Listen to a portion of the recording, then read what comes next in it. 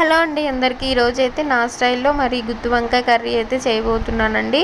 అది ఫస్ట్ అయితే నేనైతే వంకాయల్లో ఉప్పు వేసి ఇంకా సన్నగా మనం ఇట్లా మధ్యలోకి చీల్చుకొని వేసుకున్నాను. ఆ తర్వాత అయితే బుడ్డలు, నువ్వులు, కొబ్బరి, తర్వాత ఉప్పు అన్నీ మిక్సీ పట్టాను. అందులోనే టమాటాలు కూడా వేసాను. ఇందులో అల్లం, కొంచెం పసుపు, కారము, అలాగనే కొంచెం అల్లం పేస్ట్, ధనియాల పొడి కూడా వేసి కొంచెం ఉప్పు వేసి మిక్సీ పట్టానండి.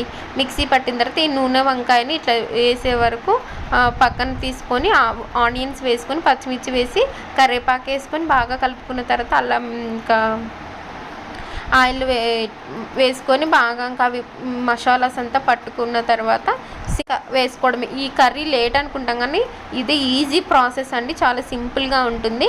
నచ్చిన వాళ్ళు లైక్ చేయండి, నా ఛానల్ని సబ్స్క్రైబ్ చేసుకోండి. చాలా అంటే చాలా బాగా ఉడికిపోయినాయి. Bye bye.